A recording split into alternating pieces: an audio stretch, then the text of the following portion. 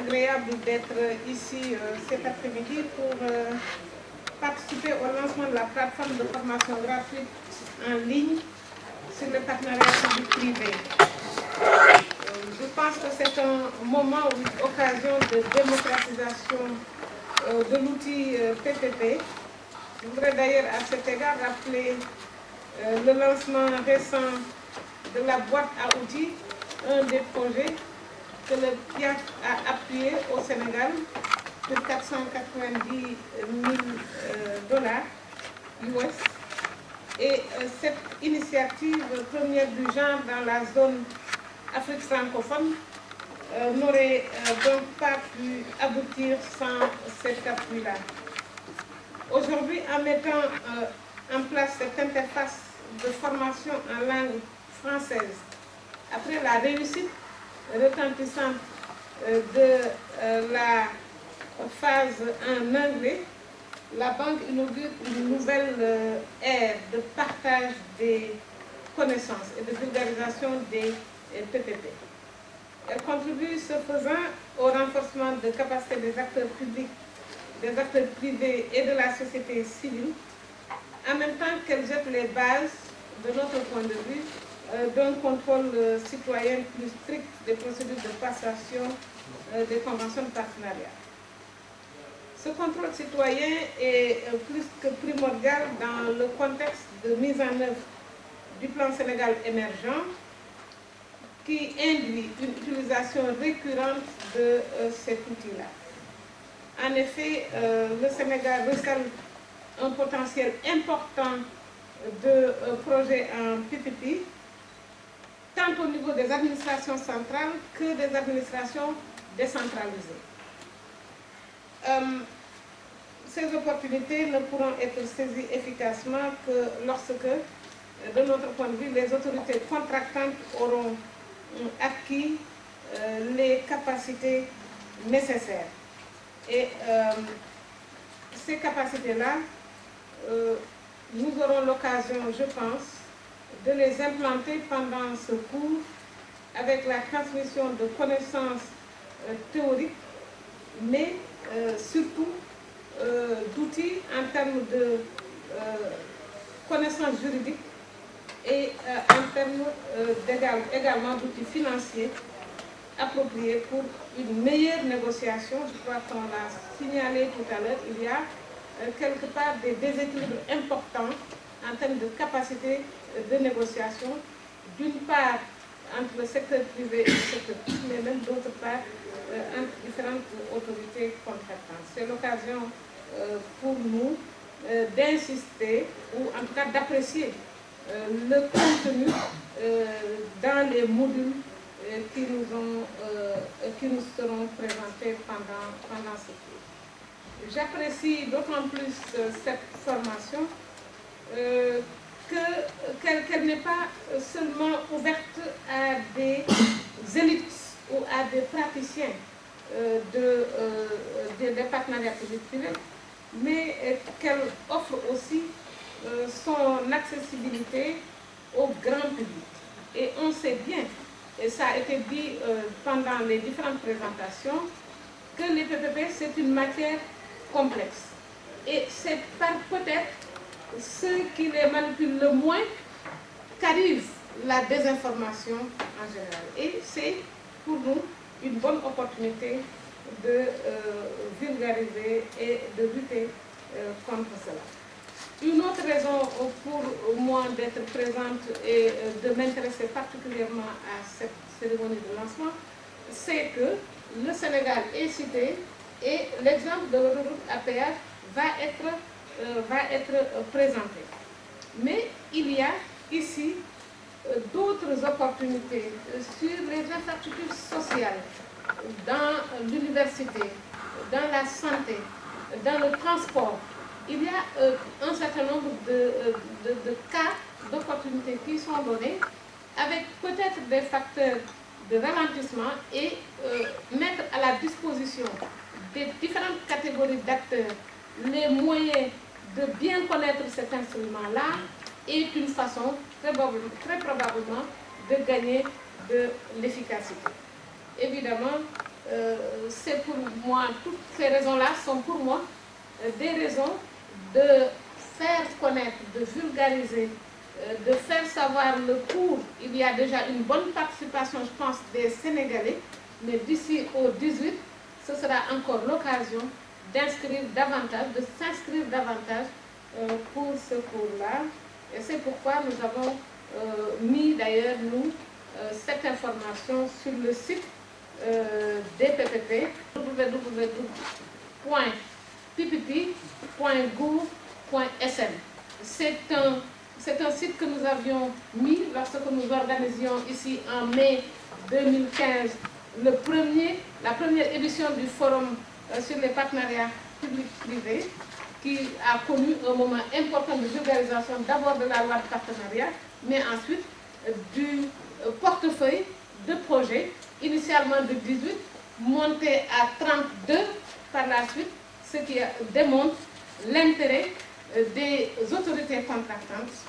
Et nous avons pu mettre au niveau de chaque autorité contractante un point focal PPP, mais évidemment, cela ne suffit pas.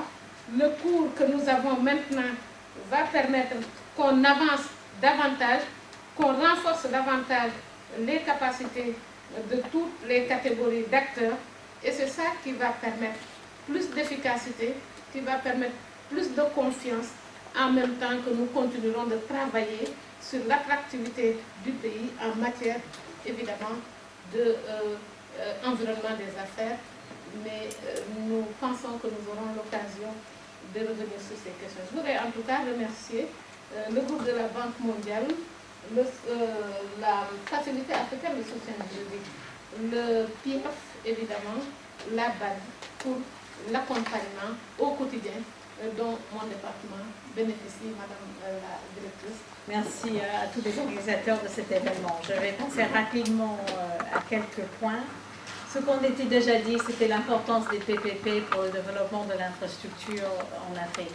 Et ce que Madame la Ministre vient de souligner, ce que je trouve est très important, c'est l'importance non seulement des PPP pour l'infrastructure, mais pour accès aux services sociaux, accès aux biens importants pour le développement de la publique, en dehors de l'infrastructure, ce qu'on appelle souvent les routes, les services d'électricité, de l'eau, mais c'est beaucoup plus large que ça.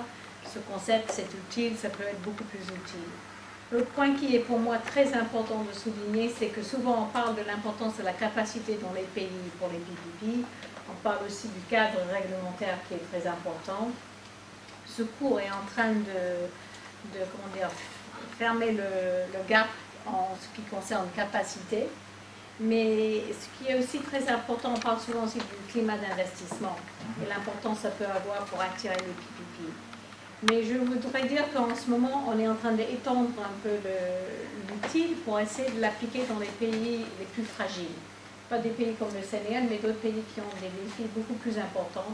Mais de voir si ça peut être un outil innovateur pour aussi attirer du capital financier, appuyer le gouvernement pour assurer la livraison des services de base. Donc c'est très excitant, on est dans un moment d'innovation avec cet outil où on va voir jusqu'à quel point elle peut nous aider dans les pays de l'Afrique où il y a des défis les plus grands. Au Sénégal, je vais juste rapidement dire, le partenariat avec le gouvernement est très fort et le partenariat dans le cadre des PPP est très fort. Pour nous, c'est très important de les appuyer sur le plan Sénégal émergent qui met en place le rôle du secteur privé en partenariat avec le public pour achever des taux de croissance au-delà des 6 à 7%. La banque, comme c'est connu, comme c'était mentionné, a appuyé le gouvernement sénégal dans les PPP de l'eau, dans les PPP très connus de l'autoroute. Tout le monde qui va aller à l'aéroport bientôt va bénéficier de ce partenariat, de cet investissement, et aussi de la centrale électrique de Thiaba-Ndiaye. Donc je pense qu'il y a des exemples qui sont très forts, qui montrent la puissance de cet outil au Sénégal, et dont je suis très contente de l'institution fait partie. Donc, je voudrais juste dernièrement saluer cette initiative Massive Online Course, le mot que j'ai pris un peu de temps pour comprendre où était le M, donc cette Massive, comme plusieurs autres présentants ont souligné, c'est une démocratisation de cet outil que j'espère sera important non seulement pour le gouvernement, mais pour des acteurs privés et associatifs, et dans le Dakar aussi bien que dans les villes loin de Dakar, et comme j'ai cité avant, dans des pays avec des défis les plus challenging. Donc merci beaucoup, merci pour mes collègues de PIAF qui ont beaucoup travaillé pour organiser cet événement, surtout pour la participation de Madame la Ministre et des autres, vous, les agences qui sont nos partenaires pour utiliser cet instrument au bénéfice. On sait très bien que la mise en œuvre des projets d'infrastructure joue un rôle essentiel dans la croissance économique et l'éradication de la pauvreté. Donc c'est une mission primordiale pour IFC. Mais tout simplement, quand on voit les statistiques dans l'Afrique subsaharienne au cours des 15 dernières années, il y a quand même un track record qui est assez impressionnant. Il y a au moins 535 projets en Afrique subsaharienne, dans 47 pays, qui ont pu mobiliser environ 160 milliards de dollars. Donc quand même, c'est un track record assez impressionnant. Et donc le rôle d'IFC, soit en tant qu'investisseur ou à nos services en transactions de PPP, est quand même très impliqué. Que ce soit des investissements ici au Sénégal, Côte d'Ivoire, Mali, Ghana, Nigeria. Et sur le côté transactions en PPP, on était très impliqué au Gabon, au Cameroun, dans le secteur de l'électricité, le secteur de l'eau. Souvent, c'est des exemples où ils ont eu quand même de défis, mais il y a aussi eu du succès. Plus récemment en Guinée, dans le secteur de l'électricité, mais également dans des projets, comment dirais-je, Pathfinder, dans le secteur de la santé, par exemple au Nigeria. Sinon, il y a d'autres projets comme au Bénin, dans le secteur portuaire. Et plus récemment, ici au Sénégal, c'est le projet BRT, donc le projet de bus rapide sur voie réservée qu'on vient de démarrer, mais également le projet Scaling Solar. Et on a eu des résultats très prometteurs en Zambie pour baisser le prix sur le coût de l'électricité. Donc ça s'annonce bien pour le Sénégal. Le seul point qu'on dit, c'est qu'un PPP n'est pas un panacée. On sait très bien les enjeux des deux côtés, public et privé, mais je pense que chaque pays présente un contexte unique et fait face à des priorités nationales. Ça, c'est un point très important. Chaque pays, quand même, il n'y a pas une solution pour chaque pays. Il faut que ça soit taillé sur mesure. Et des contraintes humaines et budgétaires qui lui sont propres. Alors, si le PPP n'a pas la prétention d'être la solution à tous les défis, c'est quand même un instrument à la disposition du gouvernement qui mérite une attention particulière. Donc, je me félicite tout simplement de la mise en œuvre de cette formation en ligne qui contribue à sensibiliser le plus grand nombre de personnes au bénéfice des PPP. Et je souhaite à tous les participants une expérience riche d'enseignement. Merci.